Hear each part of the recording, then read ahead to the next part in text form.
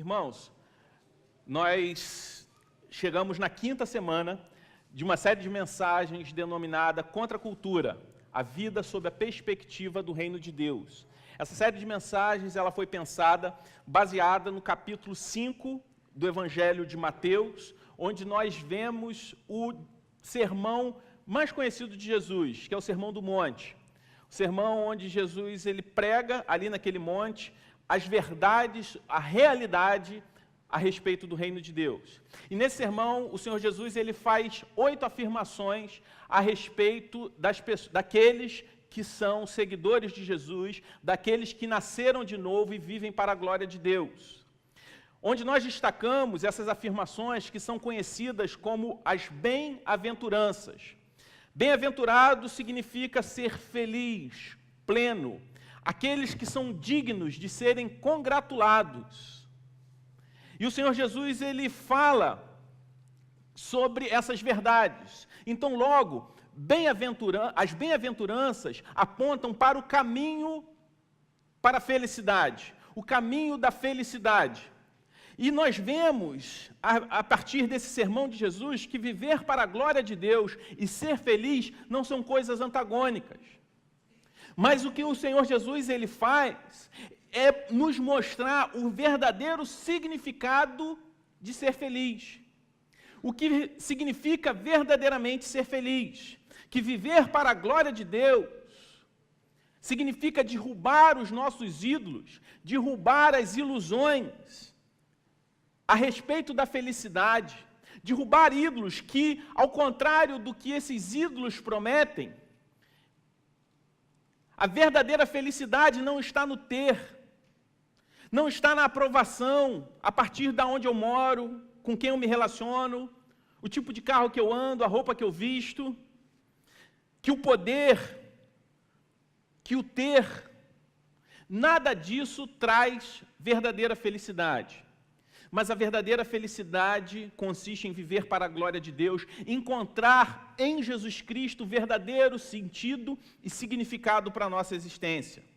Felicidade sob a perspectiva que nós vivemos, sob a perspectiva da sociedade que nós vivemos, está baseado no quanto de dinheiro que você tem, no carro que você possui, no poder, no seu desempenho, no que você realiza.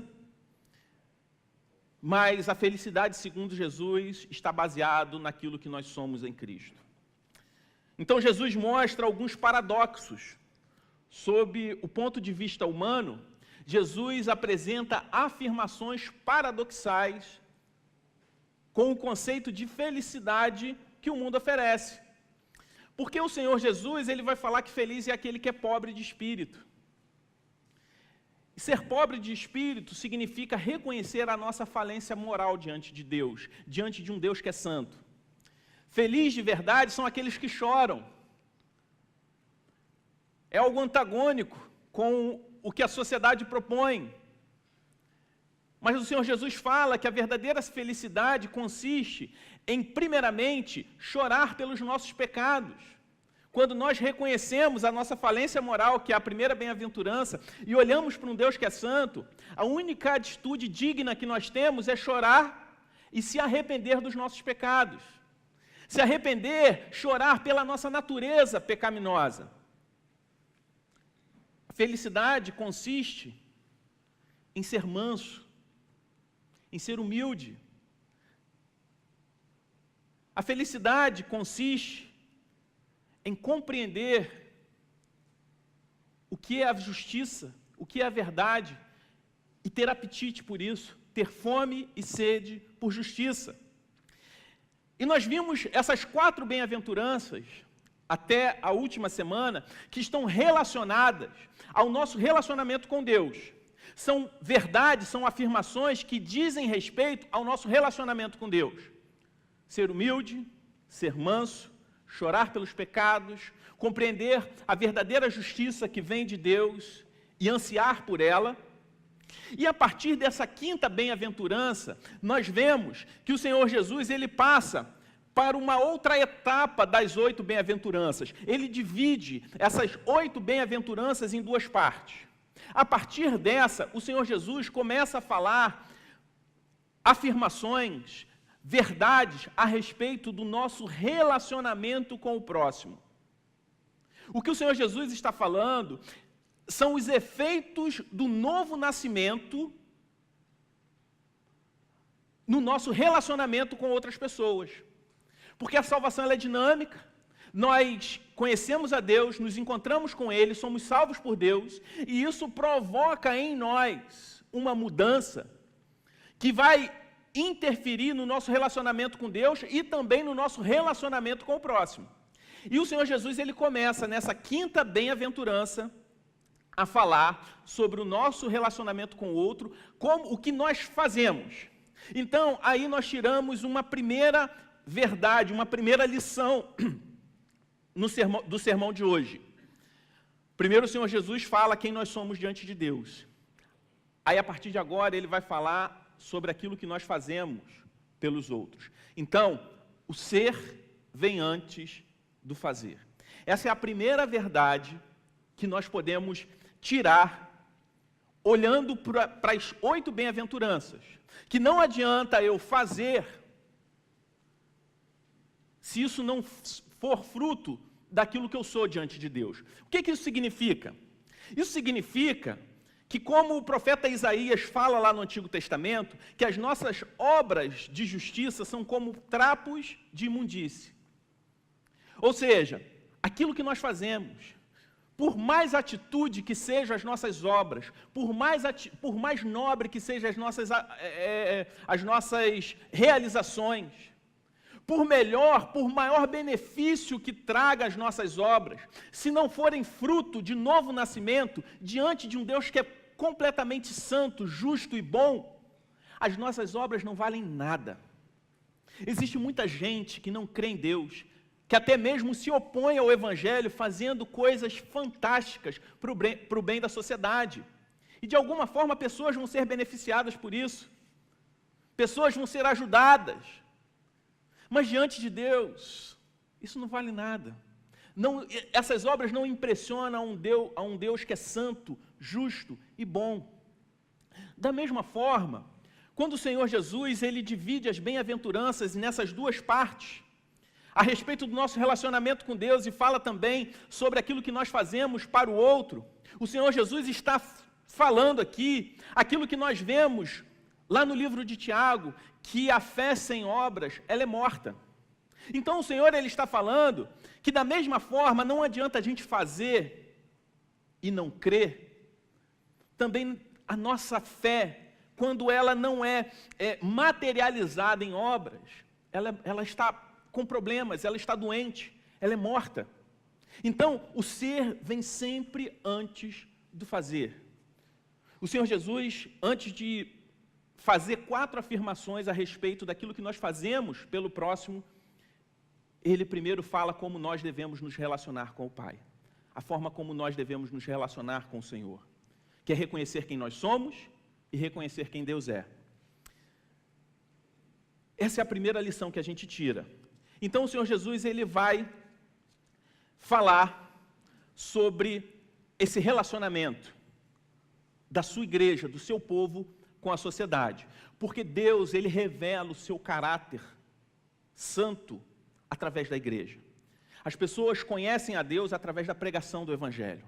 Mas o testemunho da igreja revela ao mundo caído o caráter santo de Deus. Por isso Jesus apresenta no Sermão do Monte, um estilo de vida singular, um estilo de vida distinto, uma contracultura ao que nós vemos na sociedade. Uma igreja distinta aponta para um Deus distinto. Uma igreja santa aponta para um Deus que é santo. Então Jesus, lá no capítulo 5 de Mateus, no versículo 7, o texto está sendo projetado ali, o Senhor Jesus ele vai falar: bem-aventurados os misericordiosos, pois obterão misericórdia. Como nós podemos definir misericórdia? Misericórdia é o sentimento de compaixão profunda, despertada pela miséria do outro. A própria origem da palavra explica isso. É o sentimento que nós temos de compaixão quando nós nos deparamos com a miséria do outro, com a necessidade do outro. Misericórdia é a capacidade de se colocar no lugar do outro que está sofrendo. É a capacidade de sentir a dor do outro. Misericórdia, em outras palavras, é aquilo que nós vemos na palavra de Deus, que diz que nós devemos chorar com os que choram.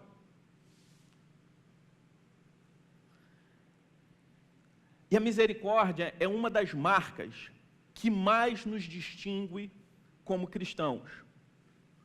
Porque Jesus, ele é misericordioso. Ele demonstrou misericórdia e compaixão por onde ele passou. E por isso, nós, como seguidores de Jesus, precisamos ser da mesma forma. Essa semana eu assisti uma reportagem de um problema gravíssimo que acontece no nosso país. E essa reportagem aconteceu na cidade de Manaus, o problema da prostituição infantil. E não tem como ficar chocado ao ver a situação de meninas de 10, 11 anos, muitas vezes sendo exploradas por parentes, na prostituição nas ruas de Manaus. A situação por si só já é trágica, já é devastadora. Não tem como olhar para aquela realidade daquelas meninas, daquelas crianças, e não se compadecer delas. Mas talvez uma das coisas que mais tenha me chocado ao assistir essa matéria foi quando a pessoa que estava entrevistando conversou com algumas pessoas. Existia um ponto ali de motoboys, ou de mototáxi, se eu não me engano, na rua, na região, onde aquelas crianças se prostituíam. E a pessoa que estava fazendo aquela matéria foi até aqueles homens para perguntar o que eles achavam. E o que mais choca, além da triste, da trágica realidade que aquelas meninas se submetem, foi a reação daqueles homens em procurar justificativas para dizer que aquilo ali é normal. Falando, não, mas estão fazendo, elas fazem aquilo porque querem, porque precisam do dinheiro. Os turistas que vêm aqui ter acesso à prostituição infantil têm culpa, mas elas têm culpa da mesma forma. A indiferença daqueles homens diante daquela situação. A indiferença da sociedade em relação à miséria do próximo. No nosso país tem, eu acho que é um problema, a violência não é uma questão ideológica, mas a violência que é fruto do pecado em todos os seres humanos. Nós vemos que a mídia tem noticiado muitos casos de agressão a mulheres. É uma situação trágica por si só. Mas quantas vezes nós vemos que a omissão de muitas pessoas ao presenciar situações como essa é a indiferença em relação à miséria do outro. Essa é uma realidade, é uma condição natural do ser humano, por causa do pecado. Aí, nós ouvimos o Evangelho, nascemos de novo. Aí o Senhor Jesus fala sobre esse estilo de vida distinto que todo discípulo de Jesus precisa ter. E uma das marcas fundamentais é a misericórdia. É se compadecer, é se colocar no lugar do outro, numa situação como essas situações que eu falei. Nós vimos recentemente a questão do ciclone lá em Moçambique. O pastor Jay, inclusive, está lá, está retornando essa semana. E tem nos atualizado com fotos, vídeos. Nós temos visto que situação trágica naquele país. Na mesma época, houve um incêndio na Catedral de Notre Dame. Não que não seja trágico, é um patrimônio cultural do mundo. mas o paradoxo na velocidade como se arrecadou dinheiro para reconstruir aquela catedral e a dificuldade de se arrecadar, se levantar dinheiro para assistir o povo de Moçambique vítima de um ciclone. O pecado nos torna, retira de nós a verdadeira humanidade, corrompe o nosso coração de uma forma que nós vivemos em uma sociedade que valoriza mais coisas do que pessoas. Eu não estou falando que uma campanha de arrecadação para reconstruir a catedral não seja algo louvável. Sim, é. O que eu estou falando é a facilidade que o ser humano tem de se compadecer mais por coisas do que por pessoas. A capacidade que nós temos de valorizar mais as nossas ideologias do que o ser humano propriamente dito. Há poucas semanas atrás, uma família, eu não quero entrar no mérito, o que motivou, se foi um engano, e a gente sabe que são questões complexas, existem muitas coisas, mas uma família, a realidade é que uma família levou 80 tiros na cidade do Rio de Janeiro, na cidade em que nós moramos, e um pai de família morreu na frente da sua esposa e do seu filho de 7 anos. Logo depois, alguns dias depois, um homem, que por misericórdia tentou salvar, diante de um fuzilamento, um cara levou alguns tiros e morreu depois. Um homem que, se eu não me engano, era catador. Mas o que me assusta são as pessoas, independente do lado, querendo usar esse fato para defender suas bandeiras ideológicas. Ou aqueles que são completamente contra os militares, ou aqueles que defendem militares a qualquer custo, querendo usar esse debate, querendo usar esse fato para levantar um debate ideológico sobre o fato. Sabendo que as suas justificativas, ou as suas conjecturas para explicar o fato, não vão ser suficientes para consolar uma mãe e um filho que choram a morte de um pai de forma trágica. Ao invés de nos compadecermos com um pai de família que morre, nós usamos a miséria, a desgraça, para levantar debates, porque nós estamos mais preocupados com as nossas bandeiras, com as nossas ideologias humanas, do que simplesmente exercer compaixão por aqueles que choram. E nós temos várias formas de não exercer misericórdia. A primeira delas é se alienar da realidade. É não querer enxergar o mundo como ele é. Fazer de conta que não existe miséria, desgraça, violência, injustiça no mundo.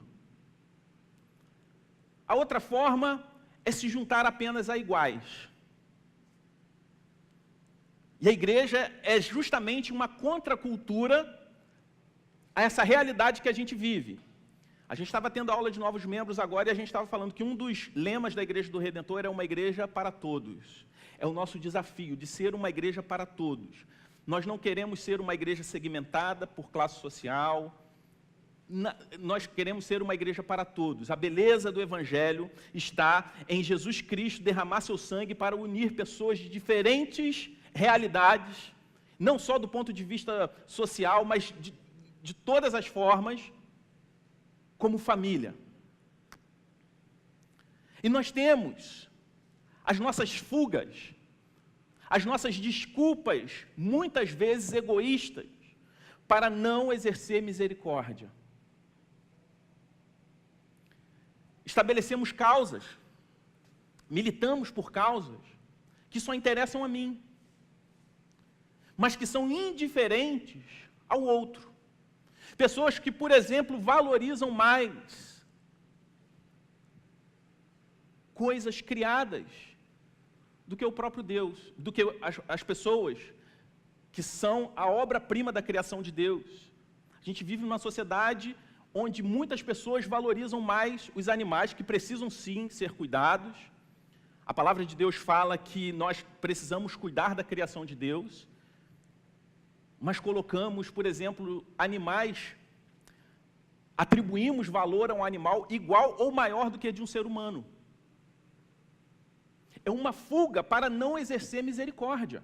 É um reflexo do pecado na vida do homem, enquanto Jesus aponta para a verdadeira humanidade, daqueles que nasceram de novo, que ao olhar a miséria do outro, se identificam e se colocam no lugar do outro.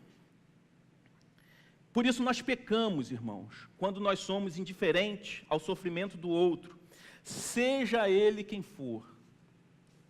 Quando vemos a desgraça e procuramos justificativas para não demonstrar nenhum tipo de misericórdia.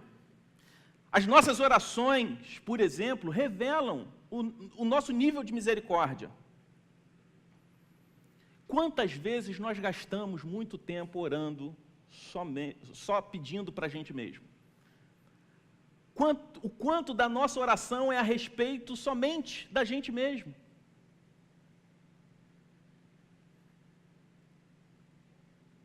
A quem nós devemos imitar? O próprio Senhor Jesus. E o Senhor Jesus foi e é o maior exemplo de misericórdia. Ele era movido por compaixão. Quando a gente olha para todos os milagres de Jesus, nós não conseguimos enxergar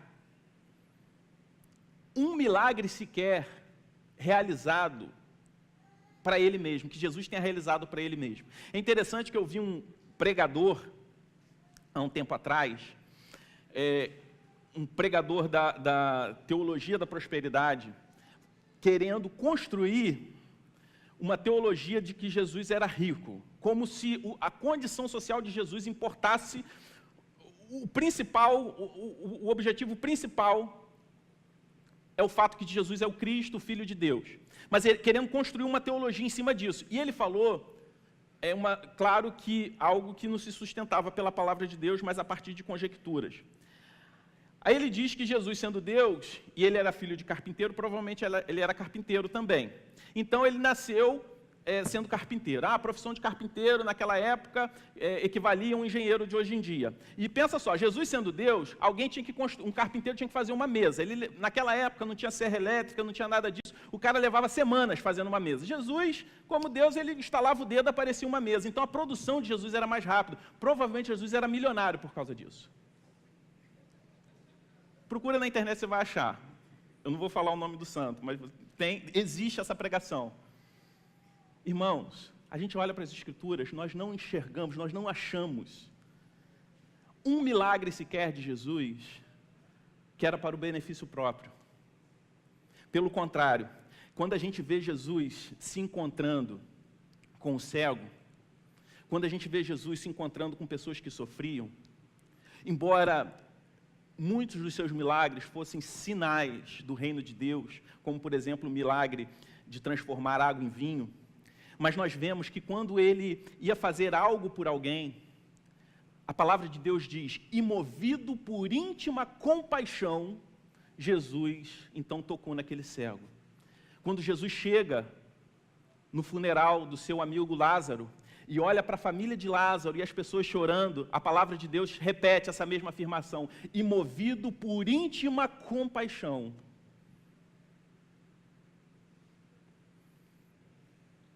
Logo, a misericórdia não é simplesmente o sentimento de se colocar no lugar do outro, mas a misericórdia é o sentimento, é a disposição de exercer compaixão, se colocar no lugar do outro e fazer pelo outro.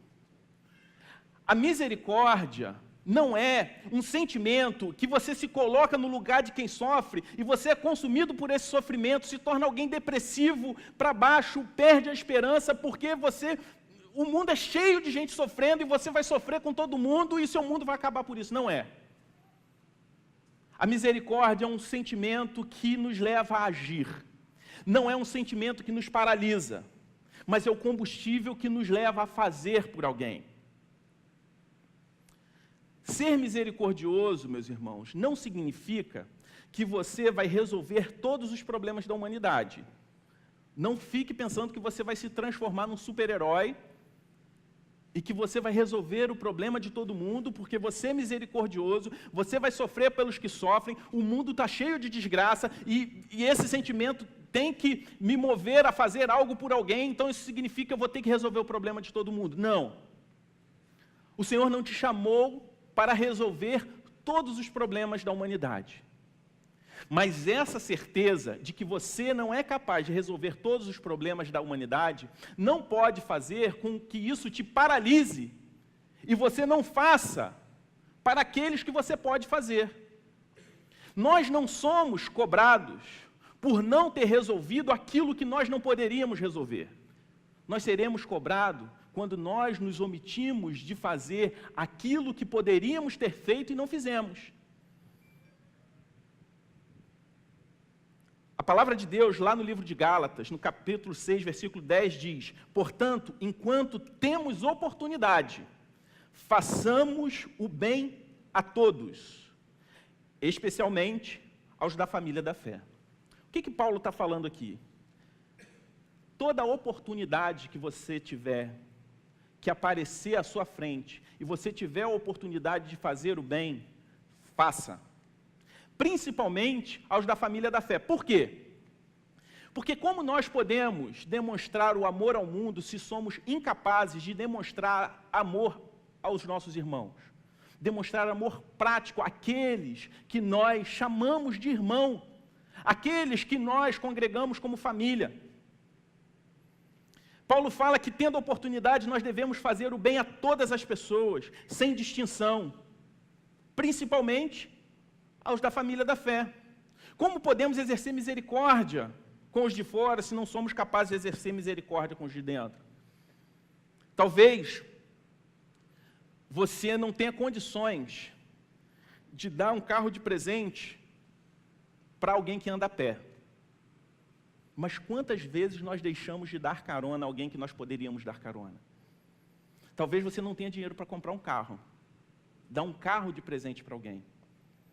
Mas talvez você possa dar carona sem desviar o seu trajeto, que não seja até a casa da pessoa, mas pelo menos até o ponto de ônibus. O Senhor Jesus, Ele não te chamou para distribuir carro para todo mundo que não tem carro, mas às vezes nós temos a oportunidade de dar uma carona. A carona é um irmão da igreja após o culto, na rua escura, aqui da frente. Em 1 João 3,17 está escrito: se alguém tiver recursos materiais, vendo seu irmão em necessidade, não se compadecer dele, como pode permanecer nele o amor de Deus? A misericórdia é quando nós colocamos, a misericórdia é o amor de Deus sendo colocado em ação. O apóstolo João, ele questiona a nossa omissão, a incompatibilidade entre possuir o amor de Deus e ser indiferente à necessidade do outro. Geralmente, nós temos justificativas egoístas para desobedecer a Deus no que está escrito nesse versículo de 1 João. Nós sempre teremos justificativas, mas sempre serão justificativas egoístas. Irmãos, a misericórdia não é fruto do nosso esforço, é fruto do novo nascimento. Deixamos, quando não somos misericordiosos, estamos expondo um problema no nosso relacionamento com Deus. Quanto mais crescemos no nosso relacionamento com Deus, nós crescemos em misericórdia. Provérbios 25, 21 e 22 vai dizer: se o seu inimigo tiver fome, dele de comer, se tiver sede, dele de beber. Fazendo isso, você amontoará brasas vivas sobre a cabeça dele, e o Senhor o recompensará. Ter misericórdia, irmãos, está além de fazer o bem a quem nós gostamos. Quando nós olhamos para o texto de Provérbios, nós vemos que a misericórdia não é algo que nós fazemos por aqueles que merecem.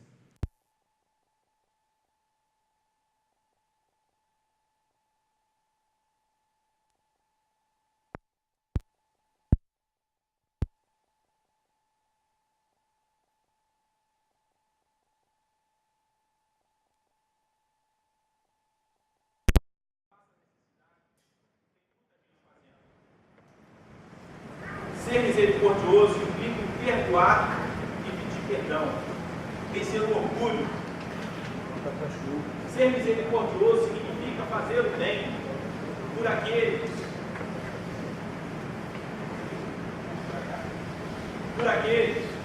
que não são dignos de misericórdia. O Senhor Jesus, ele fala que um coração misericordioso é aquele que está pronto a perdoar. O Senhor Jesus, ele fala que nós devemos perdoar 70 vezes 7. Jesus não está dizendo que nós devemos perdoar somente 490 vezes. O Senhor Jesus está falando, ele está fazendo uma hipérbole, um exagero, dizendo que o perdão ele não tem limites. As marcas de alguém que não ama a Jesus é o rancor, a mágoa, a indiferença, a intolerância, a frieza, a omissão, a violência, a vingança. Mas a marca de um discípulo de Jesus é a misericórdia e a compaixão. Mas eu queria, antes de encerrar, dizer que misericórdia é diferente de complacência. Jesus foi misericordioso, por exemplo, com aquela mulher adúltera, que estava prestes a ser apedrejada pelos religiosos que estavam a condenando. Jesus livrou aquela mulher da condenação dos homens, mas não foi complacente com seu pecado. E apresentou o Evangelho, uma nova proposta de vida para ela. O Senhor Jesus deu àquela mulher a oportunidade de viver uma nova vida. Deus é misericordioso, mas também é reto. O Salmo 58, versículo 10, vai dizer que a misericórdia e a verdade se beijam. Nós devemos ser misericordiosos, não simplesmente porque Deus é misericordioso, mas porque todos nós fomos alvo da misericórdia de Deus. Isso muda a forma como nós olhamos, não simplesmente a miséria material do nosso irmão ou do próximo, mas a forma como nós olhamos os pecadores, entendendo que Deus também se comunicou conosco, sendo pecadores. O Senhor também exerceu misericórdia para nós pecadores, que se estamos aqui nessa noite, se adoramos Jesus, é porque a graça de Deus habita em nós, que se não fosse a graça de Deus em nós, seríamos capazes de estar cometendo qualquer outro tipo de pecado, de viver uma vida completamente oposta à proposta de vida que o Evangelho nos apresenta. Somos alvos da misericórdia de Deus, porque olhamos para Romanos 5,10 e vemos que Deus exerceu misericórdia, exerceu o seu amor por nós, quando nós ainda éramos seus inimigos. O Senhor exerceu sua misericórdia quando nós ainda não éramos, ou quando nós não éramos, e nunca seremos, merecedores do seu amor. Não temos mérito algum para receber a misericórdia de Deus. Ele não nos tratou como nós deveríamos, porque se Deus nos tratasse como a gente merecia, Ele não enviaria Jesus Cristo para nos salvar, mas nos daria a morte como recompensa. Porque todos nós pecamos e caímos. Todos nós somos merecedores da morte. Mas a boa notícia é que o dom gratuito de Deus é a vida eterna. Jesus demonstrou um amor sacrificial a nós, resolvendo o problema da nossa miséria, olhando para a nossa miséria e fazendo por nós aquilo que nós não éramos capazes de fazer. Aquilo que só Jesus Cristo poderia fazer. O Senhor Jesus, ele não foi indiferente à nossa miséria. Porque o sacrifício de Jesus Cristo foi perfeito. Somente o sacrifício de Jesus é capaz de aplacar a morte eterna sobre todos nós pecadores. E mesmo sem merecer, o Senhor Jesus, ele morreu por nós. Ele se entregou de forma sacrificial, fruto da sua misericórdia. E a misericórdia de Deus, ela excede todo o nosso entendimento. Porque o Senhor Jesus, ele não somente... O nosso Deus, ele não somente não nos tratou da forma como nós merecíamos, que era a condenação, como também nos deu além. Ele nos deu a vida eterna. Ele não simplesmente nos livra da morte, mas ele também nos abençoa. Jesus demonstrou um amor sacrificial, resolvendo a nossa miséria, resolvendo aquilo que pelas nossas próprias forças, pelas nossas próprias mãos, nós não seríamos capazes de resolver. O chamado de Jesus para os seus seguidores é para sermos misericordiosos, porque Ele é rico em misericórdia e nós somos alvo, nós somos frutos da sua misericórdia. Vamos orar? Pai querido, nós te louvamos por tão grande amor, nós te adoramos por quem Tu és. Obrigado, Senhor Deus, porque um dia o Senhor veio em nossa direção e demonstrou o seu amor para conosco. Que o Senhor nos ensine a exercer a misericórdia, que o Senhor nos ensine a ser como Jesus.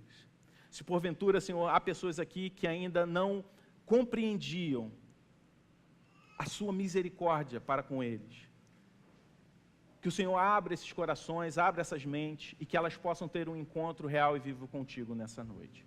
Senhor, nos abençoe, nos dê, Senhor Deus, o entendimento da sua palavra, Senhor Deus, e que possamos colocar em prática tudo aquilo que nós temos aprendido do Senhor. No nome de Jesus. Amém.